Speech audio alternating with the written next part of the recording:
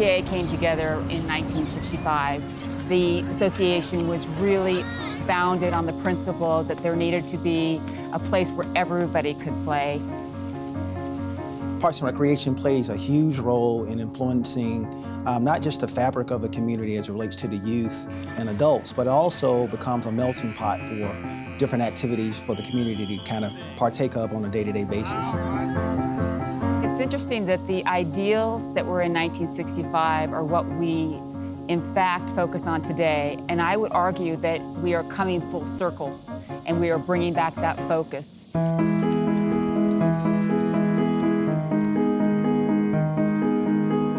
I know growing up, I love going to my neighborhood park, especially for those of us who didn't grow up with a lot of money and you couldn't afford a lot of the specialty activities.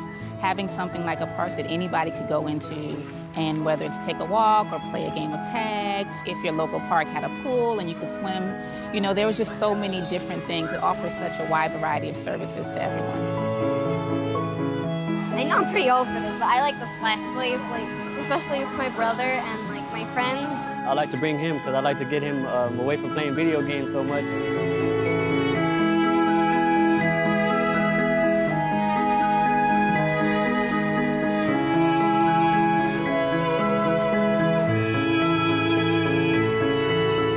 We're not just providing playgrounds or places to play or a swimming lesson or a class. We're making a difference in the lives of a generation and impacting communities everywhere we are.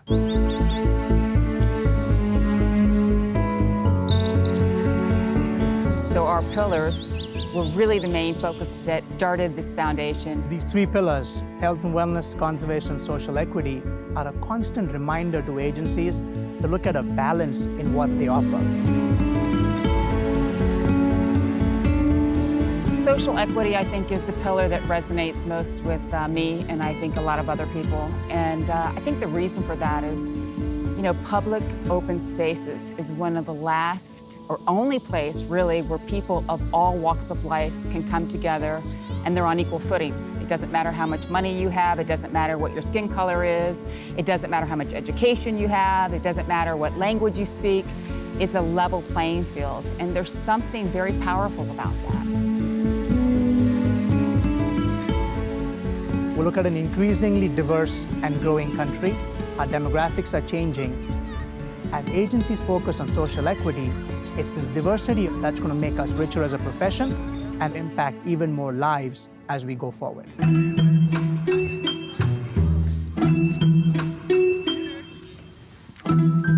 The health and wellness pillar, that's been kind of our mantra from day one. As we've looked at the last 50 years where kids used to run free in the woods and on city streets, they now look to parks and recreation centers as safe places to get their outdoor recreation. We've always thought of parks and recreation as kind of a key to health and wellness. Getting people active and outdoors, I think that's our responsibility, and it's a very exciting one. It's hard to walk by somebody in a park and not say hello. That socialization is so important. Having parks increases the quality of my life by a great measure.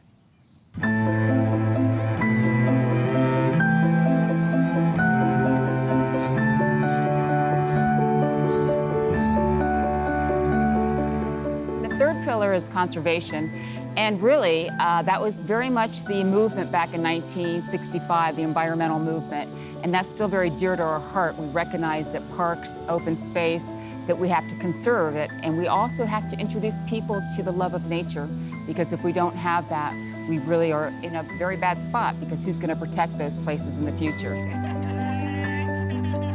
Just a few weeks ago, we did a nature hike, and kids were seeing frogs that, again, they only saw in a book or they only saw on TV, and they didn't realize how big a bullfrog really was. We are trying to create a wildlife corridor that goes throughout the whole park. So the river system itself will be one kind of highway, you can call it, for the birds and different pollinators and other wildlife to kind of migrate throughout the park.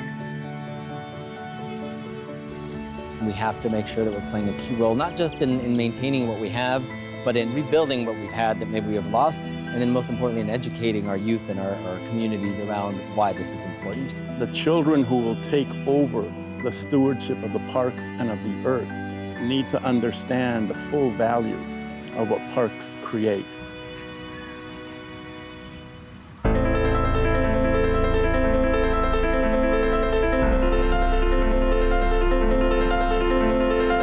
We are celebrating our 50th anniversary or birthday, and that's great. And there's been so many changes that have happened as a result of this 50 years. We are no longer the rec centers that just does baseball and football. We are really social service centers where we're providing cooking and nutrition, physical education, where we are providing after-school daycare. We are providing the mentorship that they may not get at home. These people that run these centers are really social service providers, and that's something that has changed, I think, in the 50 years. My concern is not all parks are created equal, and unfortunately, there's not a lot of park equity in the United States. So one of the things that NRPA looks at is how do we bring those services or those assets to underserved communities. This organization has grown and gotten stronger. So while we wanted to honor the past, which we certainly do, we also wanted to make sure that the anniversary really focused on the future and where we're going. We need to have the courage to try new thinking, to try new ways of doing things, and not see it as we're abandoning the old ways, but see it as we are innovators in our own right. And that's what's going to bring us the next 50 years of success.